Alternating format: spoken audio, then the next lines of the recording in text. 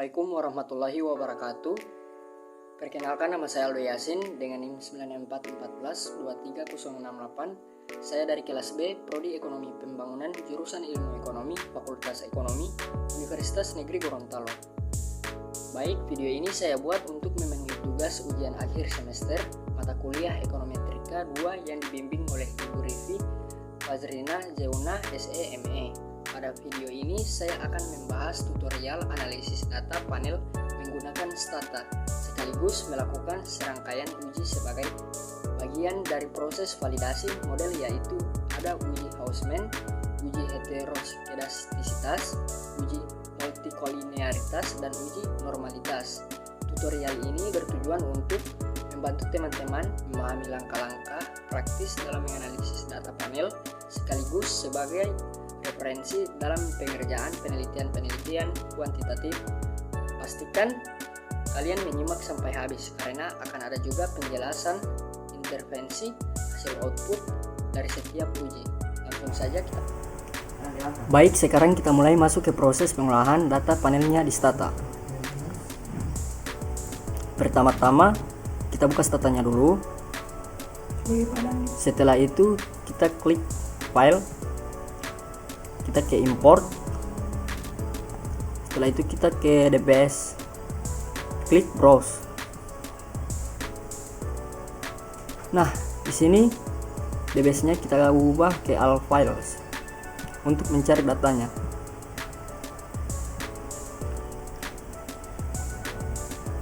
Kita ke ungguhan, kita cari data yang akan kita pakai. Saya memakai UAS 05. Kita open. Variabel case itu kita ganti ke lower. Klik OK. Nah, setelah itu tanda kutip ini kita blok saja, teman-teman. Ctrl C. Di sini kita ketik use. Ctrl V, kita enter. Nah, setelah itu selanjutnya kita perlu mendeklarasikan struktur data panel kita dengan perintah stata xtset region year.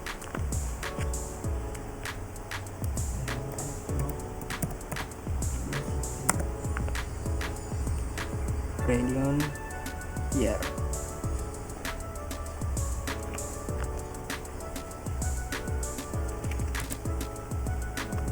Kita enter.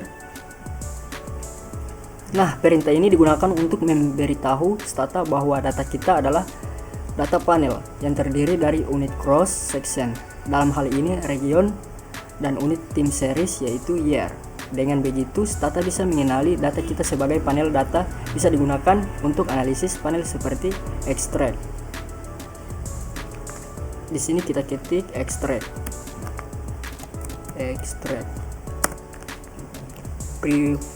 preference,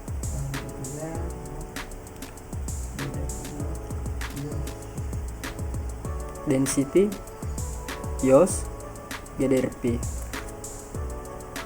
Selanjutnya kita enter. Setelah itu kita langsung masuk ke perintah regresinya. Setelah itu Stata extract preference density YOS GDRP. Kita tulis saja yang tadi, koma. Kita ubah dia ke FE. Kita klik enter.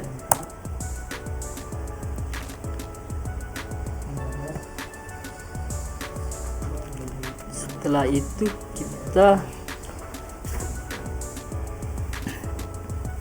perintah ini digunakan menjalankan regresi panel di mana preference adalah variabel dependent Y. Variabel independent X. Secara default, Stata akan menggunakan model random effect dulu dengan Y value-nya lebih dari 0,05, yaitu 0,9985.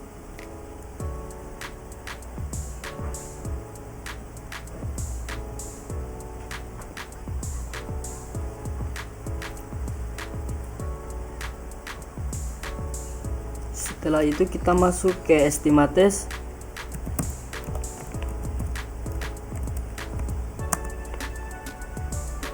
Store FE. Klik enter.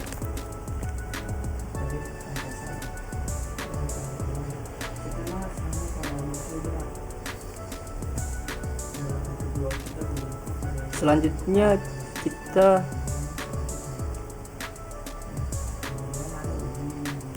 klik lagi extract preference-nya, kita ubah ke RE. Kita enter.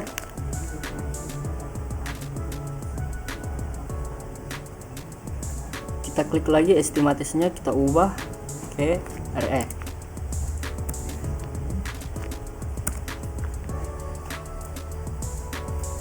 Setelah itu kita masuk ke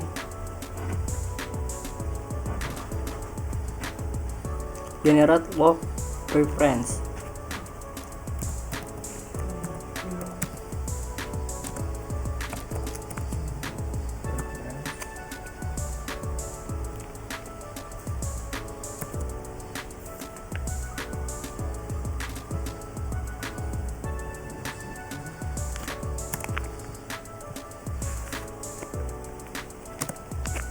Dengan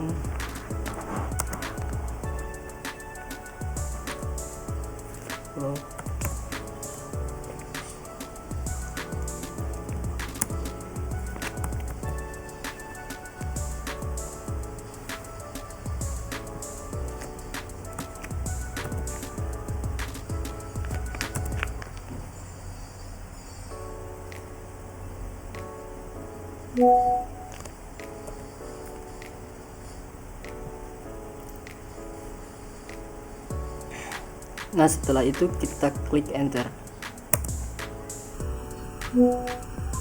Selanjutnya kita masuk ke generate log difference.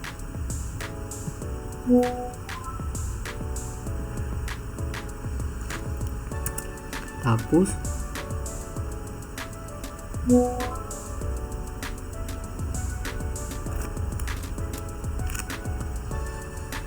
Density.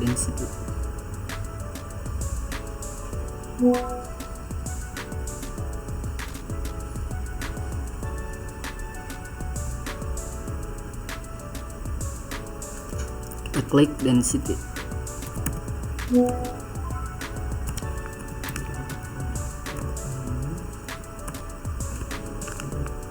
Sini juga kita ubah menjadi density.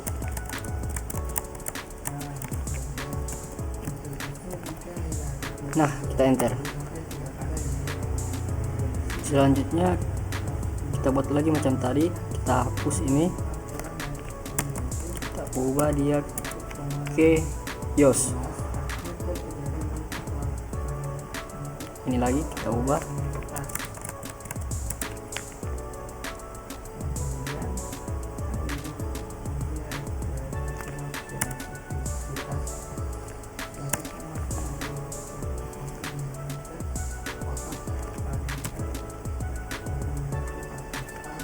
Kita klik enter.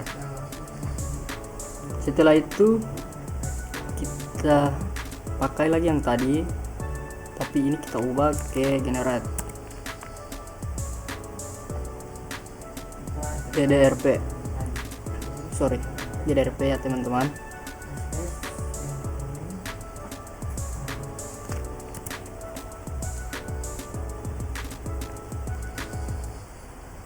Yes, kita ubah lagi GDRP.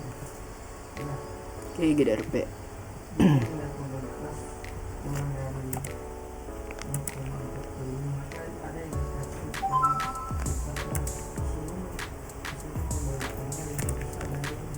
Nah, setelah itu kita klik enter.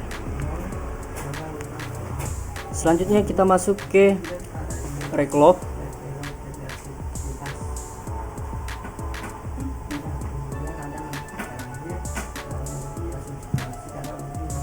Kita masuk ke reclog preference. Di sini kita klik rect log preference. Setelah itu log density, log BIOS, dan log GDRP. Selanjutnya kita enter. Setelah semua variabel sudah dalam bentuk log, kita gunakan variabel ini untuk analisis dan pengujian selanjutnya. Uji multikolinearitas. Langkah berikutnya adalah melakukan uji multikolinearitas. Uji ini bertujuan untuk melihat apakah ada hubungan yang sangat kuat antara variabel independen. Jika ada, maka bisa menyebabkan estimasi regresi menjadi bias. Komennya seperti ini ya teman-teman. Reclog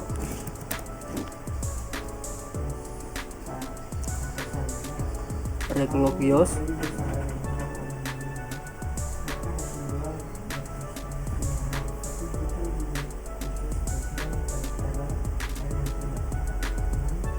branch, density GDRP. Kita klik enter. Setelah itu kita ketik VIF, kita klik enter.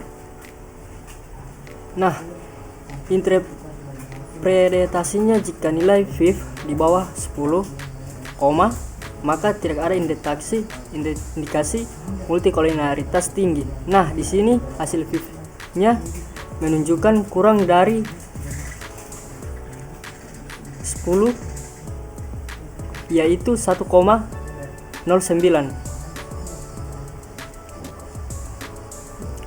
Artinya tidak menjadi multikolinearitas. Selanjutnya kita ke uji heterokedasitas. Selanjutnya kita masuk ke uji heterokedasitas untuk mengecek apakah varians error dari model kita konstan atau tidak.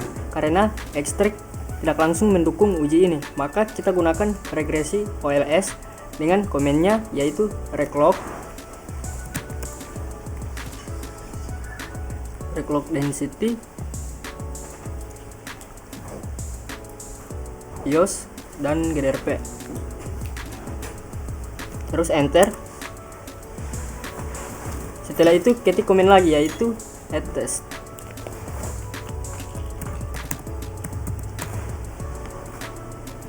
Kita enter.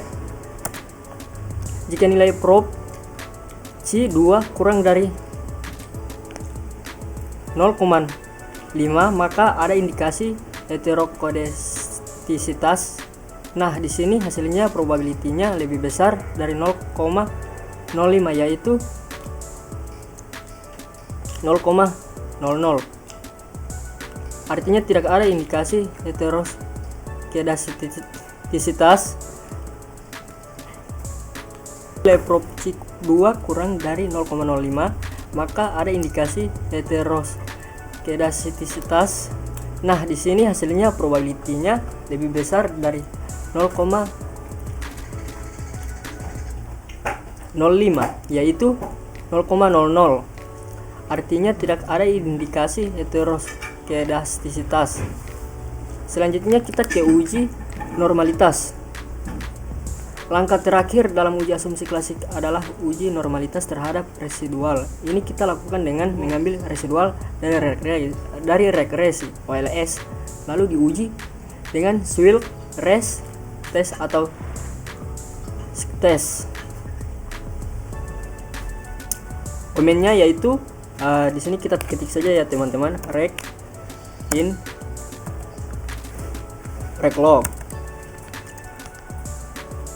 reclog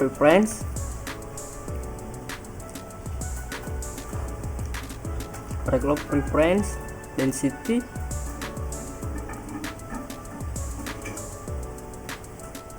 dan log BIOS, log GDRP. Kita klik enter.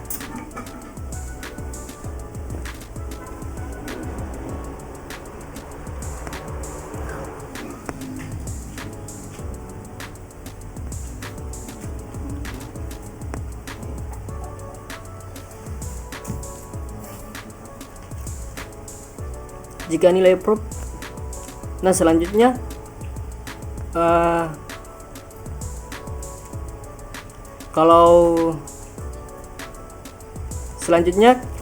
kita klik saja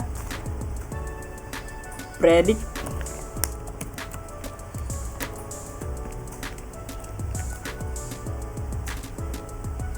receipt. Nah di sini kita klik komennya, yaitu predict receipt residuals. Setelah itu kita enter.